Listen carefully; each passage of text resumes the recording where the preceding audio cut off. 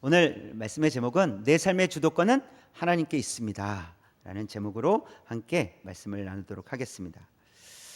이삭이 이제 눈이 보이지 않을 만큼 나이가 들었다라고 성경은 말씀하고 있습니다. 그런데 우리가 두 가지를 살펴볼 수 있어요. 나이가 많이 들어서, 실제로 나이가 많이 들어서 눈이 어두워졌고 실제로 눈이 잘 보이지 않는 그런 이제 노화가 이제 있었던 것이죠. 또 한 가지는 성경이 간혹 이렇게 보이지 않았다, 눈이 어두웠더라 이런 표현을 써요. 여기서뿐만 아니라 또 사용하는 곳이 있는데 사무엘상에서도 그런 내용이 있는데 그럴 때 어떤 이제 속뜻이 있냐면 하나님께서 하실 일들을 보지 못했다 이런 의미가 있어요.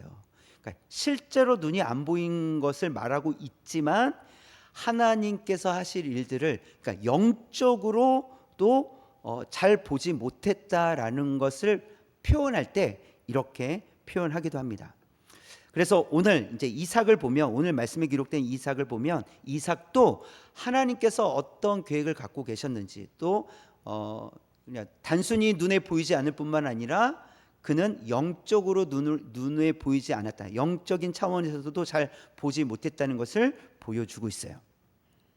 오늘 우리가 읽은 말씀은 이렇습니다. 나이가 든 이삭이 이제 아들들에게 축복할 때가 되었다고 이제 생각을 합니다. 언제 죽을지 알 수 없으니 이런 표현을 해요. 그래서 이제 축복을 해야 되겠다라고 생각을 하고 장자인 에서를 불렀습니다. 그리고 에서에게 그렇게 좋아하던, 에서가 잡아서 이렇게 요리한 것을 이 이삭은 좋아했기 때문에 이 에서에게 짐승을 잡아와서 음식을 해오면 내가 너에게 축복하겠다 이렇게 이제 이야기를 합니다. 그때 리브가가 그 이야기를 듣고 리브가가 매우 적극적으로 이제 야곱, 그렇죠? 쌍둥이 동생, 에서의 동생 야곱에게 그 상황을 설명하는 거예요. 설명하면서 에서가 오기 전에 염소를 잡아서 장자의 축복을 네가 대신 받아라 이렇게 설명하는, 그렇게 이야기는, 권하는 장면이 오늘 말씀의 내용입니다. 그래서 이 장자의 축복을 받기 위해서 리브가와 야곱은 주도적으로 또 적극적으로 애쓰고 있는 상황을, 이 장면을 우리가 보게 되는 거예요. 이 야곱보다는 리브가가 더 적극적으로 주도적으로 야곱에게 장자의 축복을 받을 수 있도록 하고 있는 장면을 볼 수 있습니다. 그래서 리브가와 이 야곱은 자신들이 생각하는 방식, 그러니까 인간적인 방법, 자신들이 생각하는 방법으로 하면 될 줄 알고 있었어요. 그럼 되겠지, 해결되겠지, 할 수 있겠지 이런 생각을 하고 있었습니다. 그러나 그들은 하나님께서 그들의 삶의 주도권을 가지고 계시다라는 것은 알지 못했습니다. 그래서 하나님께서 삶을 이끌어 가신다고 하는 그것을 알지 못하는 사람들처럼 그렇게 행동하고 그런 방법을 가지고 열심을 내어서 장자의 축복을 가지려고 했다라는 것입니다. 그래서 나의 열심을 통해서 얻을 수 있다, 하나님의 뜻을 이룰 수 있다 이렇게 생각한 것이었는데 과연 그럴 수 있을까라는 것을 우리가 이제 살펴보려고 합니다.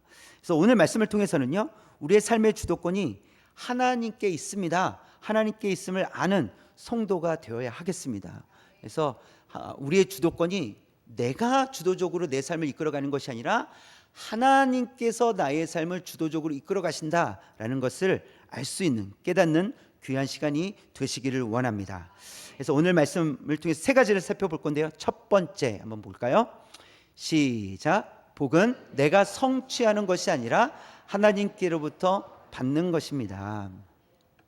리브가는 성향적으로 매우 이렇게 적극적이고 주도적인 여인이었어요. 좀 이렇게 남성적인 그런 이제 성향을 가지고 있었습니다. 이 리브가가 처음 등장하는 장면이 나오는데요. 창세기 24장에 나와요. 24장 20절에 보면 처음부터 한번 읽어보겠습니다. 시작. 급히 물동이의 물을 구유에 붓고 다시 기르려고 우물로 달려가서 모든 낙타를 위하여 깃는지라.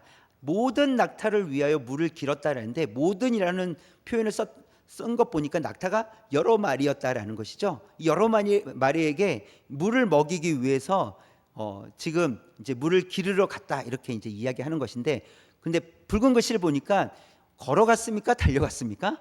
그러니까 여인이잖아요. 그러니까 뭐 힘이 그렇게 많지도 않을 텐데, 그리고 물을 기른다는 것은 힘이 드는 일이잖아요.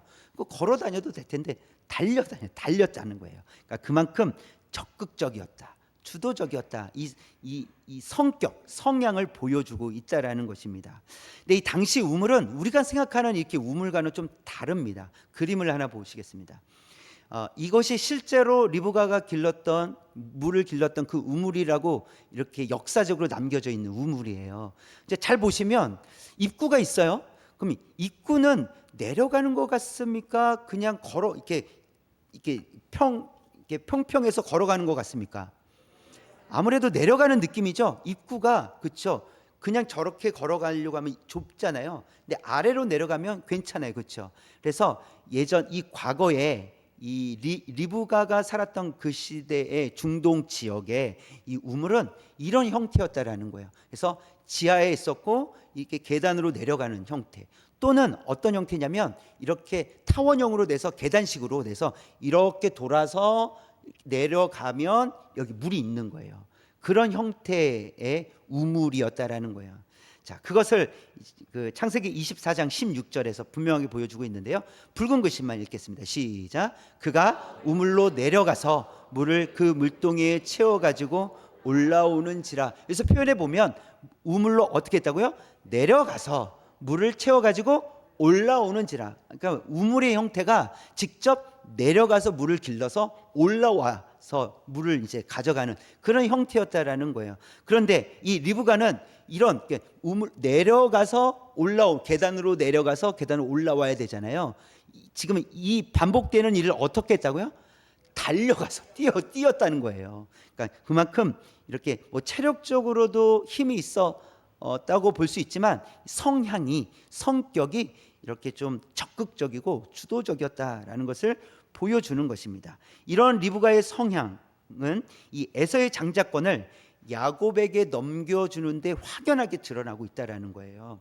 그래서 리브가는 이삭이 에서에게 말을 했잖아요. 이삭이 장자 에서만 불러다가 놓고 말한 거고 이야기했거든요. 짐승을 잡아와라. 사냥해서 잡아오면 요리해서 오면 내가 너에게 축복하겠다. 근데 누가 들었다고요? 리브가가 들었다고요. 근데 리브가가 우연히 들었을까요? 들으려고 해서 들었을까요? 성경은 사실 그런 내용이 없지만 리브가의 성향을 보니까 리브가는 야곱에게 장자의 축복을 주기를 원했어요. 그렇기 때문에 우연히 들었다기보다는 항상 이렇게 듣고 있었다는 거예요. 이삭이 에서에게 무슨 말을 하는지 항상 듣고 있었어요. 그래서 듣고 그것을 들었고 이제 결정적인 순간이 가장 중요한 때가 찾아왔는데 그 내용을 듣고 빨리 야곱을 불러다가 야곱에게 그것을 설명하는 거였어요. 야, 에서가 빨리 짐승을 잡아오면 장자권 놓친다. 그러니 너 가서 빨리 염소 잡아와라. 염소 잡아오면 내가 요리해서 줄게. 그래서 장자의 축복을 네가 받아야 돼 라고 리브가는 매우 적극적으로 주도적으로 지금 이 장자권의 축복을 야곱에게 주기 위해서 애쓰고 있다라는 것입니다. 자, 그렇다면 리브가는 왜 이렇게 이 야곱에게 장자의 축복을 주기 위해서 집착하는 것일까요? 매우 집착하는 것처럼 보이는데 왜 이러는 것일까요? 이것은 창세기 25장 23절에 그 답이 나와 있습니다. 같이 한번 읽겠습니다. 시작. 여호와께서 그에게 이르시되 두 국민이 내 태중에 있구나. 두 민족이 내 복중에서부터 나누이리라. 이 족속이 저 족속보다 강하겠고 큰 자가 어린 자를 섬기리라 하셨더라. 아직 이 쌍둥이가 에서와 야곱이 뱃속에 있을 때 막 서로 다투는 것을 느끼니까 하나님 이게 어찌된 일입니까? 라고 하나님께 물었더니 하나님께서 말씀해 주시는 거예요. 여호와께서 그에게 이르시되 두 국민이 내 태중에 있구나. 그런데 큰 자가 어린 자를 섬기리라. 이 리브가는 이것을 기억하고 있었어요. 큰 자가 작은 자를 섬긴다? 그러면 작은 자가 장자의 축복을 받아야 되겠네라고 생각한 거죠. 그래서 그 말씀을 기억했고, 하나님의 말씀을 기억했고, 하나님의 말씀대로 이루어지도록 애썼다는 거예요. 힘쓰고 있었다라는 거예요. 그런데 그 방법이 누구의 방법이에요? 자기 자신의 방법이었다. 리브가의 방법을 가지고 하나님의 뜻을 이루겠다, 이렇게 한 것입니다. 자, 그러나 리브가가 몰랐던 것이 있어요. 그것이 무엇이냐면, 복은 내가 성취하는 것이 아니라는 거예요. 축복은 하나님께로부터 온다는 사실이에요. 하나님께서 주실 때 받는 것이 복입니다.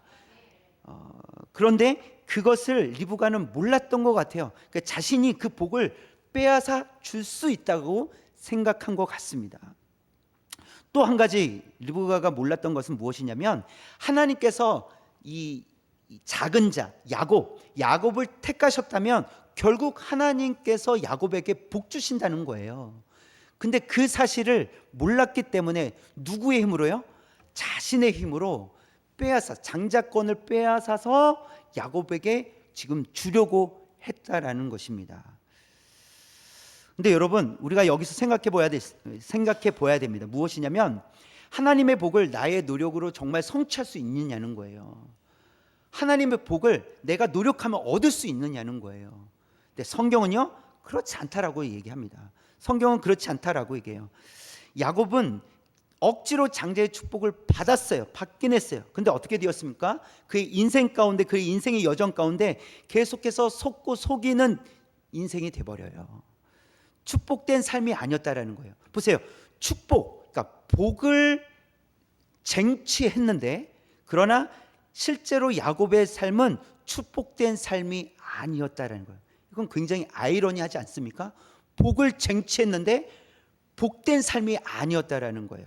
여러분, 그렇다는 것은 빼앗은 것으로는 축복된 삶을 누릴 수 없다라는 것을 보여주고 있어요. 그 말은 내가 복을 성취할 수 없다라는 거예요. 복은 하나님께서 주셔야 되는 거예요. 내가 빼앗아서는 복을 누릴 수 없다라는 것을 말씀하시는 것입니다. 여러분, 황금알을 낳는 거위 이야기 아시죠? 어떤 한 농부가 있었는데 거위를 한 마리 샀는데, 그 거위가 하루에 한 번 알을 낳는데 황금알을 낳는 거예요. 우와, 이게 무슨 일입니까? 황금알을 낳으니까 그 알을 가져다가 팔았어요. 그러니까 부자가 된 거예요. 그렇게 부자가 돼서 이제 일하지 않아도 되는 이제 거 된 거죠. 이렇게 그러면서 그 거위를 이렇게 바라보면서 곰곰이 생각해. 저 뱃속에는 뭐가 들었길래 황금알을 낳는 걸까? 이 생각을 한 거예요. 그래서 그 생각을 하다가 딱 깨달은 거예요.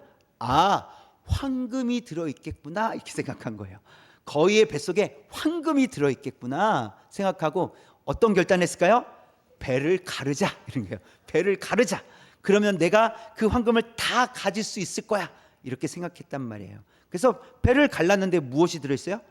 아무것도 들어있지 않아요. 그냥 일반 거위와 똑같은 뱃속이었다라는 거예요. 그래서 황금도 더 이상 가질 수 없게 되었고, 그 거위도 죽고 말았다라는 것입니다. 여러분, 농부에게 거위는 농부의 노력 없이 주어진 복이었어요. 그러니까 농부가 어떤 일을 해서 거위가 황금알을 낳는 것이 아니었어요. 그냥 거위는 그냥 농부에게 주어진 복이었단 말이에요. 그런데 그 복을 어떻게 하려고 했어요? 더 가지려고 하는 거예요. 내가 더 가지려고 했더니 어떻게 됩니까? 그 복을 잃어버리고 말았다라는 것을 보여주고 있습니다. 여러분, 이런 인간의 탐욕스러움을 사단은 잘 알고 있어요. 그래서 사단은 우리가 스스로 복을 가질 수 있다라고 자꾸 유혹합니다. 너가 복을 얻을 수 있어, 쟁취할 수 있어, 이렇게 한다라는 거예요. 그래서 그렇게 속은 최초의 사람이 아담과 하와인데, 그래서 사단은 선악과를 먹으면 하나님처럼 돼라고 그렇게 유혹을 했습니다. 어떻게 합니까? 그러니까 하나님처럼 돼, 저 과일을 봐봐, 이렇게 얘기하는 거예요. 그랬더니 하와가 말합니다. 우와, 먹음직스럽네. 와, 정말 보암직스럽다, 탐스럽다, 이렇게 이제 마음을 품기 시작한 거예요. 그리고 나서 어떻게 합니까? 그것을 따먹잖아요. 먹지 말라는 선악과를 따먹게 됩니다. 그 결과 어떻게 되었습니까? 결국 불순종하게 되어서 죄가 세상에 들어오고 그 다음에 죽음에 이르게 되었다라는 거예요. 여러분, 내가 가지려고 하면 생명을 잃어버린다는 거예요. 복은 하나님께서 주시는 거예요. 그런데 그 복을 내가 빼앗거나 내가 가지려고 할 때 오히려 잃어버리게 된다라는 것을 말씀해 주고 있습니다. 여러분, 북이스라엘의 왕 중에 아합 왕이라는 사람이 있어요. 이 아합 왕이 이렇게 한 번은 이렇게 왕궁을 거닐다가 가까운 곳에 포도밭이 있는 것을 봤어요. 아마 포도가 주렁주렁 열렸을 것 같아요. 그래서 포도밭을 보면서 우와, 이 포도 멋지다, 저 포도밭 정말 좋은 밭이구나 라고 생각한 거예요.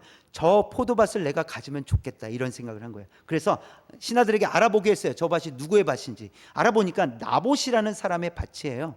그래서 그 나봇에게 내가 돈을 더 얹어서 줄 테니까 팔아라 라고 왕이 이 얘기를 합니다. 근데 나봇이 어떻게 합니까? 거절을 해요. 안 팔겠대. 안 파는 이유가 있었어요. 무엇이냐면 그 땅은 하나님께서 이 이스라엘 백성들이 가나안 땅을 이게 정복해서 그다음에 그 처음으로 받은 땅들이 있잖아요. 분배받은 땅. 그러니까 조상들이 분배받은 땅이에요. 그 땅이었고, 그래서 그것을 계속해서 조상들에게 물려받은 땅이었단 말이에요. 그래서 지켜야 되는 게 맞아요. 그래서 팔 수 없습니다. 이것은 조상으로부터 받은 땅이기 때문에 이것은 팔 수 없습니다. 왕이 요구하셔도 팔 수 없습니다 라고 했어요. 그랬더니 아합 왕이 어떻게 됐을까요? 시무룩해진 거예요. 그래도 나 왕인데, 왕이 한마디 하면 좀 들어야지. 시무룩해진 거예요. 난 저걸 갖고 싶은데 가질 수 없으니까 시무룩해진 거예요. 그때 왕비 이세벨이 그 왕의 이 시무룩해진 모습을 보고 그 이야기를 들어보니까, 아니 왕인데 그거 하나 해결하지 못하고 그래서 내가 해결하겠습니다 하고 왕비가 해결을 합니다. 또 어떻게 해결합니까? 불량배 두 사람을 거짓 증인으로 세워서 하나님과 왕을 저주했다. 나봇이 하나님과 왕을 저주했다, 이렇게 누명을 씌워서 포도원을 빼앗아 버리게 됩니다. 자, 이 일로 인해서 하나님께서 이것을 기뻐하시지 않으셨어요. 그래서 이 일로 인해서 하나님께서 엘리야 선지자를 아합 왕에게 보냅니다. 그리고 보내시면서 그 엘리야 선지자를 통해서 대신 말씀하게 하세요. 그것이 열왕기상 21장 19절 처음부터 시작. 너는 그에게 말하여 이르기를 여호와의 말씀이 내가 죽이고 또 빼앗았느냐고 하셨다 하고, 또 그에게 이르기를 여호와의 말씀이 개들이 나봇의 피를 핥은 곳에서 개들이 내 피 곧 내 몸의 피도 핥으리라 하였다 하라. 여호와의 말씀이 내가 죽이고 또 빼앗았느냐고 하셨다 하고, 그러니까 하나님께서 보시기에 또 빼앗았느냐는 거예요. 또 빼앗았느냐, 그것으로 복을 얻을 수 없다라는 거예요. 그래서 아합 왕은 빼앗으면 자기가 만족스럽고 복을 얻을 거라고 생각을 한 거죠. 그러나 하나님께서 엘리야 선지자를 통해서 말씀하십니다. 너는 내 피, 내 몸의 피도 개들이 핥게 될 것이다. 이 말은요, 죽었을 때 밖에 그냥 버려지게 된다는 거예요. 아무도 그 시체를 돌보지 않는다는 거예요. 버려지게 됐고 그냥 들개들이 그 피를 핥았다라고 이야기하는 겁니다. 그것은 곧 복을 누릴 수 있을 거라고 생각했지만 이 아합의 인생은 곧 저주로 마치는 인생이 되었다라는 것을 보여주고 있습니다. 복은 가지려고 하면 안 된다는 거예요. 그리고 이 이야기 속에 아합이 나봇의 그 포도원을 빼앗은 것은 곧 하나님께 범죄했다라는 메시지가 담겨져 있는 거예요. 하나님께서 주신 땅을 빼앗았기 때문에 하나님께서 범죄했다라고 여기셨다라는 것이죠. 그렇게 빼앗으면 복을 얻을 수 없다라는 거예요. 또 한 사건이 있는데, 이 여호와의 언약궤를 빼앗긴 사건이 있어요. 블레셋에서 그것을 이 언약궤를 빼앗아간 그 사건이 있었는데, 빼앗아간 이후에 블레셋에 어떤 일들이 일어났는지 한번 볼게요. 그림을 하나 보시면 이 블레셋은 다곤이라는 신을 모시고 있었어요. 이 하체가 그 물고기인 이 신인데, 자, 이 다곤을 모신 신전에 언약궤를, 여호와의 언약궤를 가져다 놓았어요. 자, 4절 한번 볼게요. 사무엘상 5장 4절 시작. 그 이튿날 아침에 그들이 일찍이 일어나 본즉 다곤이 여호와의 궤 앞에서 또다시 엎드려져 얼굴이 땅에 닿았고 그 머리와 두 손목은 끊어져 문지방에 있고 다곤의 몸뚱이만 남았더라. 어떻게 되었습니까? 다 무너지고 망가졌다라는 거예요. 그리고 또 6절에 있는 말씀인데요. 5장 6절 한번 볼까요? 시작. 여호와의 손이 아스돗 사람에게 엄중히 더하사 독한 종기의 재앙으로 아스돗과 그 지역을 쳐서 망하게 하니라고 말씀하고 있습니다. 그러니까 다곤 신상도 다 망가지고 또 이 아스돗, 그러니까 블레셋 사람들도 독한 종기로 이제 재앙이 임했다라는 겁니다. 무엇을 보여주고 있느냐면 이스라엘 사람들에게는 언약궤가 하나님의 임재하심과 하나님의 백성들을 다스리시는 곳이에요. 이게 언약궤예요. 언약궤를 통해서 사실 하나님의 보호를 받아요. 이거 이스라엘 백성들에게는 그렇습니다. 그러나 블레셋은요, 블레셋은 그들의 신이 엎드러지고 사람들이 독한 종기 재앙을 당하게 되었다라는 것이죠. 빼앗았다고 복을 얻는 것이 아니다라는 것을 보여주고 있습니다. 여러분, 이와 같이 복은 사람이 빼앗아 성취하는 것이 아닙니다. 리브가가 야곱이 복을 장자의 축복을 빼앗았지만 그것이 복이 되지 않았다라는 거예요. 그래서 성도가 누리게 될 복은 하나님께서 부어주셔야 된다는 것입니다. 하나님께서 부어주실 때 우리가 그 복을 온전히 누리게 될 줄 믿습니다. 근데 그 복은 하나님의 말씀을 통해서 우리에게 주어진다는 사실입니다. 그래서 하나님의 말씀을 통해서 복을 얻어야 돼요.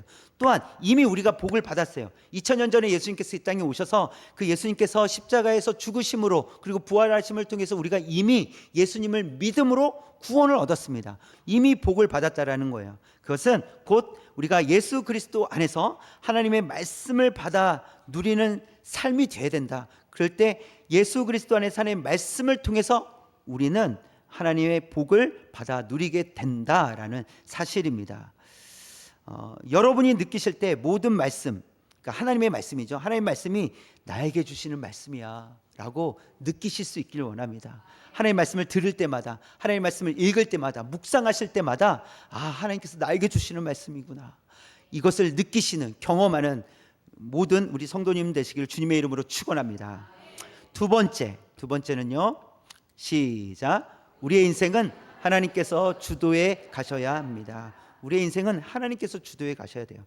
리브가는 야곱보다 더 주도적으로 복을 가로채려고 노력을 했습니다. 그런데 리브가가 사실 했어야 될 일은 무엇이냐면 하나님께 물었어야 되는 거예요.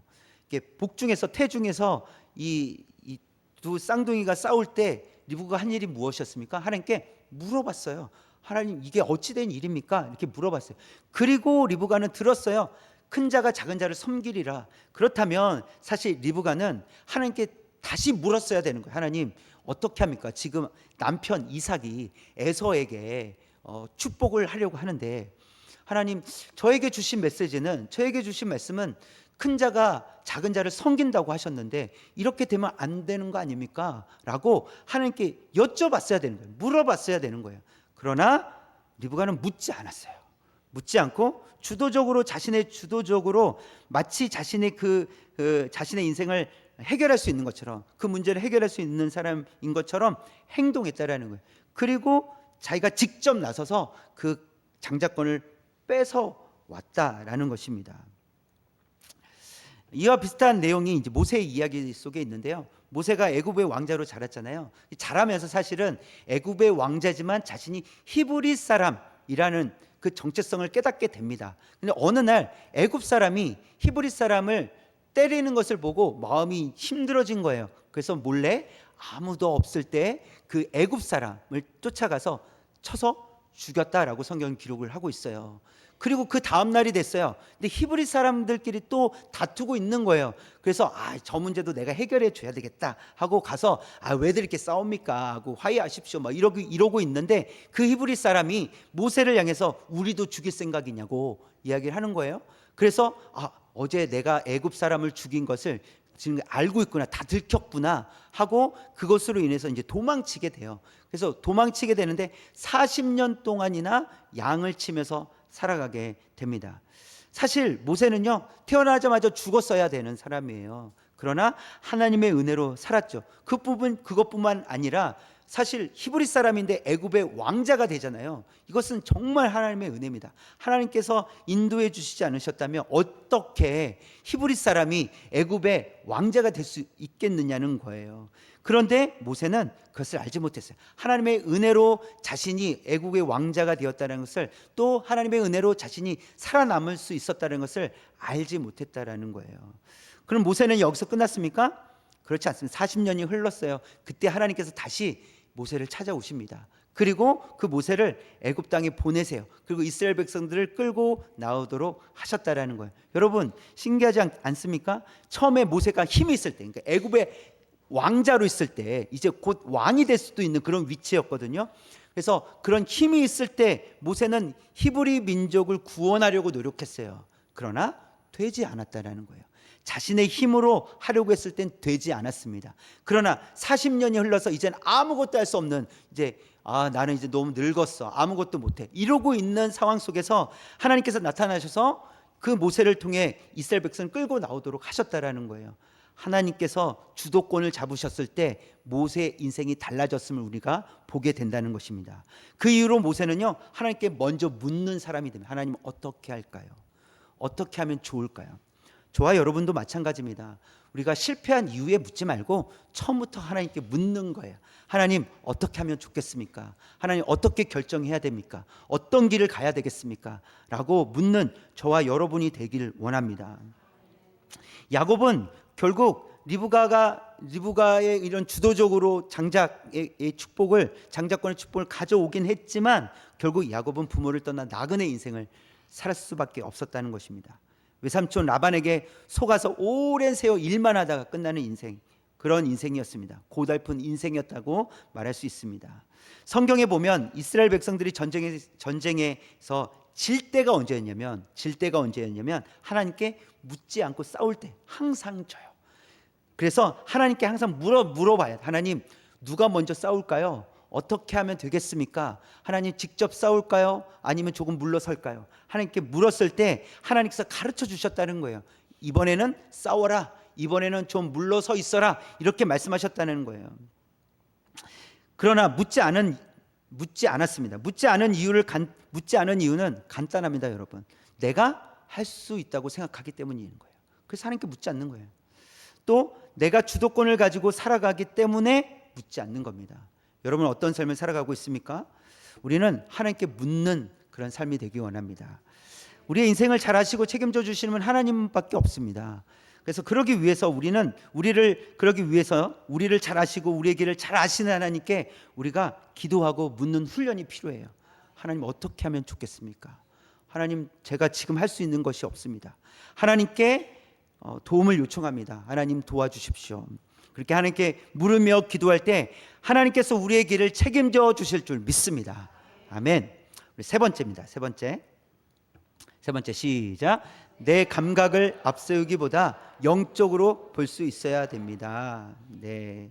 그래서 내 감각, 내 경험을 앞세우기보다는 영적으로 볼 수 있어야, 영적으로 깨어 있어야 됩니다. 이런 의미입니다. 이삭은 눈이 보이지 않게 되었다고 말씀을 드렸습니다. 눈이 보이지 않기 때문에 어디에 집중하겠습니까? 이렇게 소리에 집중하게 될 거예요. 그렇죠? 또 어디에 집중하겠습니까? 무엇으로 집중하겠습니까? 코, 냄새. 그렇죠? 또요? 또 눈에 보이지 않으니까 만져서, 그렇죠? 만져서 촉감으로 이렇게 사실 여부를 확인할 겁니다. 지금 야곱이 이제 에서인 척하고 지금 이삭에게 찾아왔어요. 그런데 이제 아버지, 물론 이 야곱도 그 음성 변조를 했을 거예요. 그냥 평소에는 이렇게 얘기하다가 에서가 좀 이렇게 사냥꾼이니까 좀 목소리가 두꺼웠을 것 같아요. 아버지 뭐 이렇게 했을 것 같아요. 그래서 야곱도 아마 음성 변조를 했을 거예요. 나름 에서의 목소리를 내려고 했을 거예요. 그런데 이 이삭이 들어보니까 이 야곱의 음성인데 이렇게 생각한 거예요. 야곱의 목소리인데 이렇게 생각한 거예요. 그래서 야곱더러 가까이 와보라 이렇게 했어요. 그래서 뭐 했습니까? 만져봤어요. 털이 많네? 에서가 맞구나 이렇게.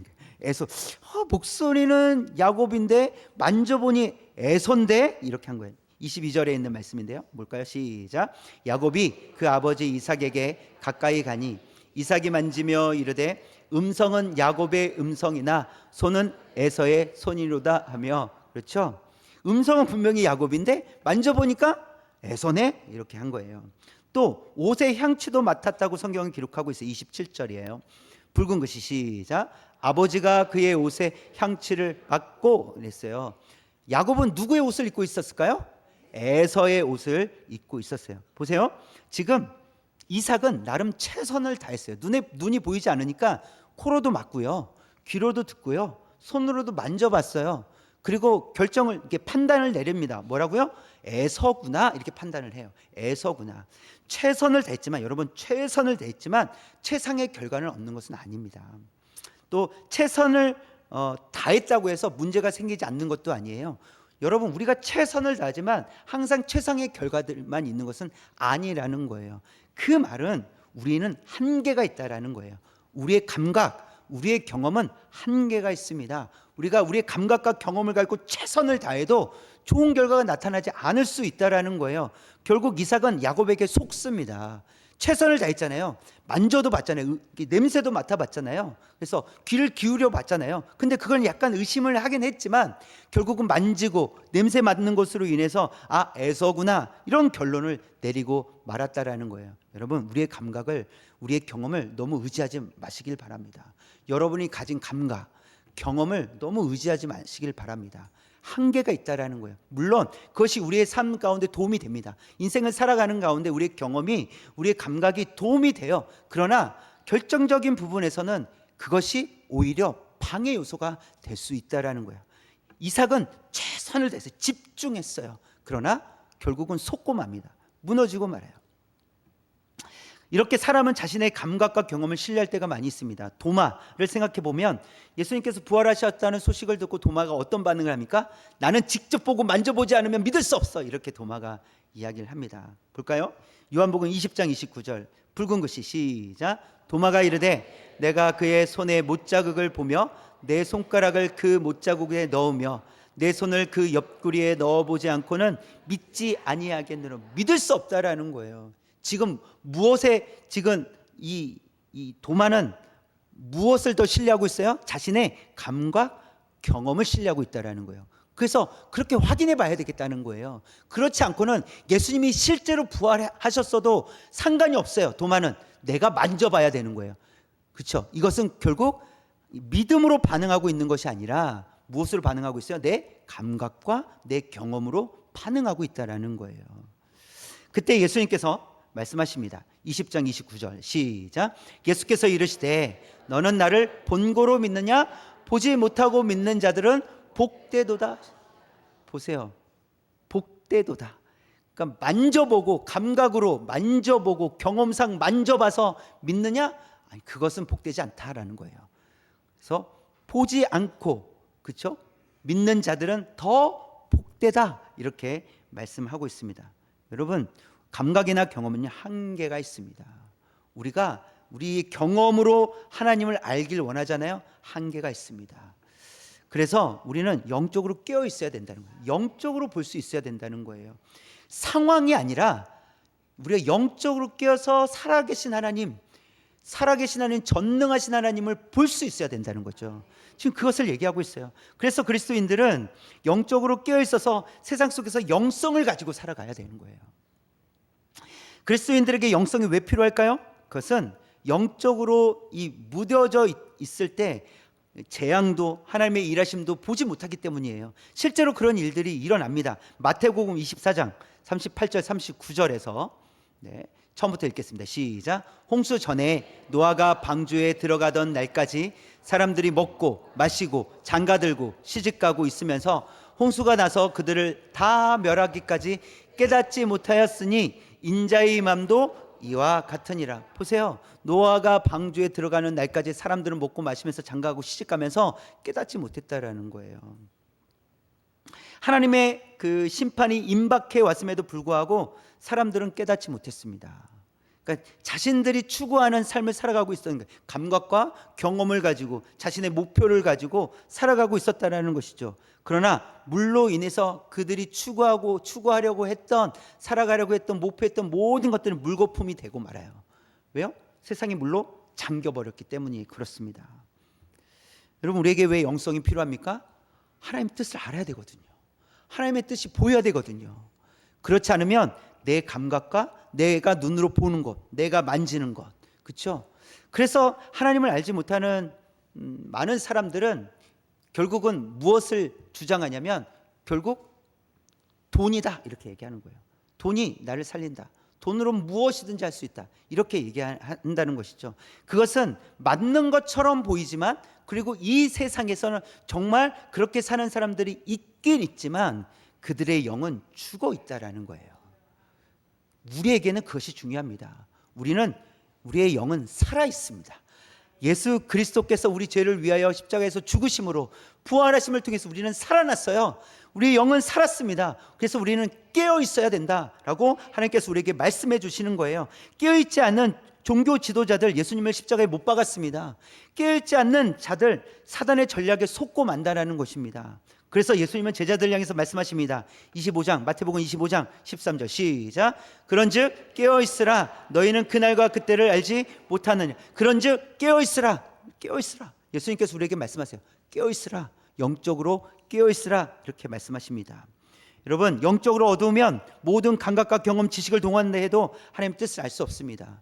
세상적인 방법으로 알 수가 없어요. 하나님 앞에 우리는 영적으로 깨어 있어야 됩니다. 말씀을 통해 영성을 기르는 성도님들 되시기를 원합니다. 그래서 우리의 겉사람은 날로 낡아지게요. 우리의 겉사람은 낡아집니다. 그러나 우리의 속사람은요, 날로 새로워져야 된다는 것이에요. 지금 그것을 말씀하고 있어요. 이 땅에서 우리는요, 낡아질 수밖에 없어요. 그렇다고 해서 영적으로 우리는 낡아지는 게 아니라는 겁니다. 우리의 몸은 쇠약해진다 할지라도 우리의 영은 날마다 새로워질 줄 믿습니다. 우리의 속사람은 날마다 새로워질 줄 믿습니다. 그래서 우리의 겉사람을 의지하지 않냐고 우리의 속사람을 의지하는 거예요. 우리 속사람 가운데 임재하시는 하나님을 의지하는 거예요. 그래서 우리의 속사람이 날로 새로워져서 하나님의 뜻대로 살아가는 그런 성도님 되시기를 주님의 이름으로 축원합니다. 기도하겠습니다.